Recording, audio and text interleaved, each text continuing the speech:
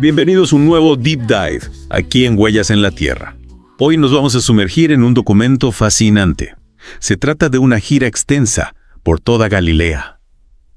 Y junto a nuestro experto, vamos a intentar desentrañar algunos de los momentos clave de este recorrido. Vamos a ver encuentros que realmente desafiaron las expectativas de la época. Enseñanzas que siguen siendo relevantes hoy en día. Por supuesto. Y actos de sanación que nos inviten a reflexionar sobre lo que es realmente posible. Así que prepárate porque vamos a explorar esas narrativas para extraer esas pepitas de conocimiento que quizás pasaron desapercibidas. Al comenzar este recorrido, el documento nos lleva a una región un poco fuera de lo habitual para Jesús. Tiro y Sidón, en Fenicia. Exacto. ¿Qué podemos discernir sobre los motivos detrás de esta decisión? ¿Fue una respuesta a las crecientes tensiones con los líderes judíos? ¿O podría haber sido parte de una estrategia más amplia para llevar su mensaje a nuevas audiencias? Esa es una excelente pregunta para iniciar nuestra inmersión. El texto nos da algunas pistas que apuntan en ambas direcciones. Por un lado, la mención de un posible alejamiento de los judíos podría reflejar una pausa estratégica en su ministerio principal, quizás buscando un respiro ante la oposición. Pero simultáneamente, la idea de una evangelización más amplia sugiere una intención deliberada de expandir su alcance. Lo que resulta particularmente interesante es que este cambio geográfico prepara el escenario para un encuentro, que precisamente ilustra esa expansión y universalidad de su mensaje. Y ese encuentro es con la mujer cananea, una figura, cuya fe desafía muchas de las concepciones de la época. Ella suplicando desesperadamente por la sanación de su hija, atormentada por un demonio. Se acerca a Jesús. Para que entendamos un poco la fuerza de esta interacción, ¿podrías explicarnos un poco sobre la relación entre judíos y cananeos en ese contexto? Claro. El documento alude a la descendencia de Cam y la percepción judía de los cananeos. Absolutamente.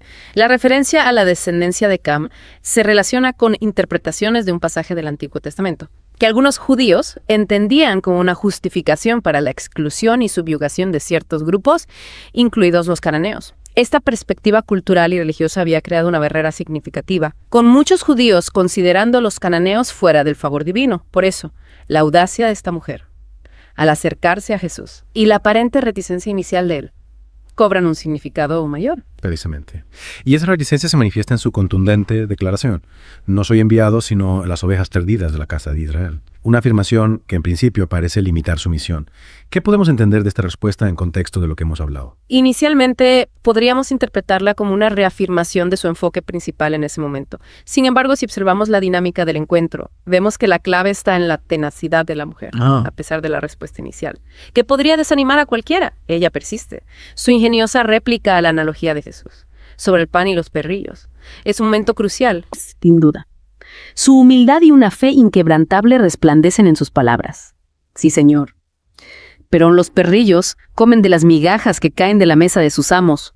Es una respuesta que desarma cualquier prejuicio. ¿Cuál crees que fue el punto decisivo para que Jesús cambiara su aparente postura? Lo que es fascinante aquí es cómo la respuesta de la mujer revela una fe tan profunda que trasciende las fronteras étnicas y religiosas, que eran tan significativas en ese tiempo, su disposición a aceptar incluso una pequeña muestra del favor divino, comparándose con los perrillos que reciben migajas, combinada con su firme convicción en el poder de Jesús. Es lo que parece conmoverlo. Su fe persistente desafía las expectativas y abre la puerta a sanación de su hija. Y la respuesta final de Jesús es tan sorprendente como hermosa. Oh mujer, grande es tu fe, hágase contigo como quieres. Y el documento nos dice que su hija fue sanada en ese mismo instante. Increíble. Este encuentro, como bien señala el texto, va mucho más allá de un simple acto de curación, ¿verdad? Es una poderosa lección sobre la universalidad del reino de Jesús. Y como mencionaste, un ejemplo inspirador de una fe que no se rinde ante la adversidad. Para ti que nos estás escuchando, ¿cómo resuena esta historia sobre la apertura del reino a quienes quizás se sienten excluidos? Absolutamente. Si conectamos este evento con la narrativa más amplia del ministerio de Jesús, vemos cómo comienza a desdibujar las líneas que los hombres habían trazado, indicando que la gracia divina no está confinada por la etnia o el estatus social. Es un anticipo de la inclusión de los gentiles en el plan de Dios. Después de esta experiencia transformadora en Tiro y Sidón, el documento nos relata el regreso de Jesús a la región del mar de Galilea, pasando por Sidón y la Decápolis. Allí tiene lugar otra sanación notable, la de un hombre que era sordo y tenía dificultades para hablar. ¿Qué detalles de este evento te parecen más significativos? Varios aspectos resaltan. Primero, la manera en que Jesús aborda la sanación. Lo toma aparte de la multitud. Esto podría sugerir una atención individualizada o quizás la intención de evitar una atención innecesaria. Luego, los detalles sensoriales del acto en sí son muy vívidos. Jesús metiendo los dedos en los oídos del hombre, escupiendo y tocando su lengua, levantando los ojos al cielo y pronunciando esa palabra aramea tan significativa, efata, que significa sé abierto. Estos gestos físicos, combinados con la invocación divina, enfatizan la naturaleza directa íntima de la sanación. ¿Te imaginas presenciar algo así? Estos detalles hacen que la escena sea muy palpable. Y el resultado es inmediato y completo. El hombre puede oír claramente. Y su lengua se desata, permitiéndole hablar con fluidez. Sin embargo, Jesús les pide que no divulguen el milagro. Una instrucción que parece ser consistentemente ignorada a lo largo de estos relatos, ¿no es así? Es cierto. Cuanto más les ordenaba que guardaran silencio, más lo proclamaban. Esto refleja el profundo impacto que estos milagros tenían en la gente. Su asombro y la necesidad de compartir lo que habían presenciado eran irresistibles. Y su exclamación: bien lo ha hecho todo, hace a los sordos oír y a los mudos hablar. Resume de manera concisa la impresión que Jesús dejaba en aquellos que presenciaban sus obras. Y la narrativa continúa con la llegada de una gran multitud que traía consigo aún más personas enfermas, con una variedad de dolencias, cojos, ciegos, mudos, mancos. Y el documento nos dice que todos fueron sanados. La respuesta de la multitud fue de profundo asombro y alabanza al Dios de Israel. Parece que esta región fue testigo de una extraordinaria manifestación del poder sanador de Jesús. Exactamente. Este evento refuerza aún más la reputación de Jesús como alguien con un poder divino para restaurar la salud y el bienestar. La diversidad de las enfermedades curadas subraya la amplitud de su capacidad y su profunda compasión por el sufrimiento humano. Para ti, oyente, estos relatos de sanación, ¿qué te dicen sobre la naturaleza del poder y la compasión? Avanzando en su recorrido, llegamos al relato de la alimentación de los 4,000. Otro ejemplo impactante de la provisión milagrosa de Jesús. ¿Cuál es el contexto de esta situación? ¿Y qué detalles son importantes que tengamos en cuenta? La situación es la de una gran multitud que había estado siguiendo a Jesús durante 3 días y se había quedado sin alimento. La preocupación de Jesús por su bienestar físico es evidente. No quería que desfallecieran en el camino de regreso a sus hogares, especialmente aquellos que habían viajado largas distancias. Esto nos muestra una faceta importante de su ministerio, su profunda empatía por las necesidades básicas de las personas. Y ante esta necesidad, Jesús se dirige a sus discípulos, quienes, al igual que en la alimentación de los 5,000, parecen sentirse abrumados por la magnitud del problema. Les pregunta sobre la cantidad de pan disponible, y solo cuentan con 7 panes y unos pocos pececillos. ¿Cómo se desarrolla la multiplicación en este caso? ¿Hay alguna diferencia notable con el relato anterior? Jesús toma los panes y los peces, da gracias a Dios, los parte y los distribuye a la multitud a través de sus discípulos. El acto de dar gracias antes de la multiplicación es significativo, reconociendo la fuente de toda provisión. Y nuevamente todos comen hasta saciarse, y esta vez se recogen 7 canastas llenas de los pedazos sobrantes. Si bien los detalles son similares a la alimentación de los 5,000, la diferencia en la cantidad inicial de alimentos y el número de personas alimentadas podría sugerir diferentes audiencias o propósitos específicos para cada evento. ¿Qué te hace pensar a ti, oyente, esta repetición con variaciones? La cifra de 4,000 personas alimentadas es realmente asombrosa. Y después de este evento, Jesús y sus discípulos parten en barca hacia la región de Dalmanuta. Sin embargo, su encuentro con ciertos líderes religiosos allí marca un contraste significativo con la fe que hemos visto en la mujer cananea y la gratitud de las multitudes sanadas. Nos referimos a la demanda de una señal por parte de los fariseos. ¿Qué buscaban exactamente? ¿Y cuál fue la respuesta de Jesús ante esta petición? Los fariseos y saduceos se acercan con la intención de poner a prueba a Jesús, exigiendo una señal del cielo. Esta petición de una demostración espectacular, viniendo de líderes religiosos que ya habían presenciado numerosos milagros, revela una falta de fe genuina y una intención de encontrar fallas en lugar de reconocer la verdad que tenían delante de sus ojos. ¿Alguna vez te has encontrado con personas que, a pesar de la evidencia, se niegan a creer? Y la respuesta de Jesús es bastante directa. Critica su habilidad para predecir el clima basándose en las señales del cielo, pero su completa incapacidad para discernir las señales de los tiempos. ¿Qué implica esta crítica en el contexto de su ministerio? Implica que las propias obras y enseñanzas de Jesús eran las señales que ellos deberían haber reconocido. Estaban tan enfocados en buscar una manifestación sobrenatural grandiosa, que no podían ver la evidencia del reino de Dios manifestándose en medio de ellos.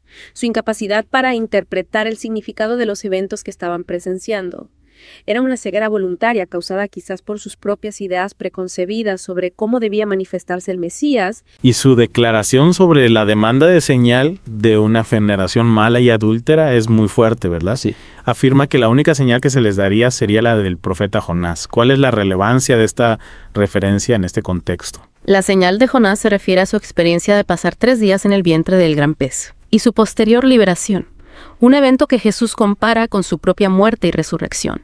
Es una profecía velada de su destino y la señal definitiva de su identidad mesiánica, aunque ellos no la comprendieron en ese momento. Tras esta confrontación, Jesús los deja y regresa a la barca. De vuelta en la barca. Tiene lugar una conversación interesante con sus discípulos, relacionada con la falta de pan y la levadura de los líderes religiosos. Parece que olvidaron llevar suficiente pan, lo que lleva a una confusión sobre la advertencia de Jesús. ¿Qué sucedió exactamente en esta ocasión? Los discípulos se dan cuenta de que solo tienen un pan en la barca y asumen que la advertencia de Jesús, mira el guardado de la levadura de los fariseos y los saduceos, se refiere a su escasez de provisiones. Esta interpretación literal revela una vez más su dificultad para comprender las enseñanzas de Jesús en un nivel más profundo, enfocándose en lo material en lugar de lo espiritual. Y Jesús, percibiendo su confusión, lo reprende por su falta de entendimiento y por no recordar las alimentaciones milagrosas que habían presenciado. Les recuerda las 12 canastas llenas que recogieron después de alimentar a los 5,000 y las 7 después de los 4,000. ¿Cuál es el propósito de recordarles estos eventos justo en este momento? El propósito es doble. Primero, señalar su falta de fe y su tendencia a preocuparse por las necesidades materiales a pesar de haber sido testigos directos de la provisión divina. Segundo, prepararlos para entender que su advertencia sobre la levadura no se refería al pan físico, sino a algo mucho más trascendente. Las enseñanzas y la influencia corruptora de los fariseos y saduceos era una lección sobre la importancia de discernir las verdaderas influencias en sus vidas. Finalmente, Jesús aclara que no se refería a la levadura del pan, sino a la doctrina de estos líderes religiosos. Es una metáfora muy poderosa, ¿verdad? Sí. La levadura, aunque en pequeña cantidad, tiene la capacidad de fermentar toda la masa. De manera similar, las enseñanzas erróneas pueden tener un impacto pernicioso y extenderse rápidamente. Exactamente. Les estaba advirtiendo sobre el peligro de adoptar la hipocresía del legalismo y la falta de compasión que caracterizaban las enseñanzas de los líderes religiosos de la época. Era una advertencia crucial para preservar la pureza de su propio mensaje y evitar ser influenciados por estas ideas. Para concluir esta parte de su extensa gira por Galilea, el documento nos lleva a Betsaida, donde ocurre la sanación gradual de un hombre ciego. Este milagro en particular tiene algunos detalles únicos. ¿Qué podemos observar sobre la manera en que Jesús realiza esta sanación, que difiere de otros relatos? A diferencia de algunas de las sanaciones instantáneas que hemos visto, esta se desarrolla en 2 etapas. Primero, Jesús toma al ciego de la mano, lo saca fuera de la aldea, escupe en sus ojos y pone sus manos sobre él preguntándole si podía ver algo. La visión inicial del hombre es borrosa. Veo los hombres como árboles, pero los veo que andan. Luego Jesús vuelve a poner sus manos sobre los ojos del hombre y su vista se restaura por completo, permitiéndole ver de lejos y claramente a todos. Es interesante que esta sanación no sea inmediata. ¿Podría haber alguna razón específica detrás de esta gradualidad? ¿Qué nos sugiere este detalle? Podría sugerir diferentes niveles de fe o quizás ilustrar el proceso a veces lento de la comprensión espiritual. También podría simplemente mostrar la diversidad en la manera en que Jesús obraba milagros, sin seguir un patrón búgido. El acto de sacarlo fuera de la aldea, similar a la sanación del sordomudo, podría indicar un deseo de privacidad o de un encuentro más personal. Y su instrucción final de no entrar en la aldea, ni contarle a nadie allí lo sucedido, añade un elemento de misterio a este evento. Para ti, oyente, ¿qué te hace pensar esta sanación en 2 etapas? Hemos recorrido contigo, oyente de Huellas en la Tierra, esta intensa gira por Galileas, siendo testigos de encuentros llenos de fe que desafiaron las normas, actos de poder que asombraron a las multitudes y enseñanzas profundas que siguen resonando en nuestro presente.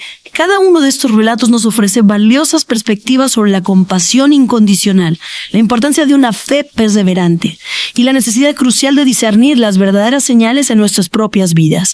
Esperamos sinceramente que este deep dive haya sido esclarecedor y te haya brindado sus valiosos momentos de de ventas. Si quieres saber más de los temas hablados hoy, dejen comentarios. Te invitamos cordialmente a suscribirte a Huellas en la Tierra si aún no lo has hecho, a compartir este análisis con aquellas personas que creas que podrían encontrarlo interesante y por supuesto regalarnos un me gusta si disfrutaste de este viaje con nosotros. Reflexionando sobre lo que hemos explorado hoy, ¿qué te dice la persistencia de la mujer cananea sobre las barreras que a veces construimos y la posibilidad de superarlas con fe? Te dejamos con esta pregunta para seguir explorando. Nos vemos en el próximo Deep Dive. Aquí en Huellas en la Tierra.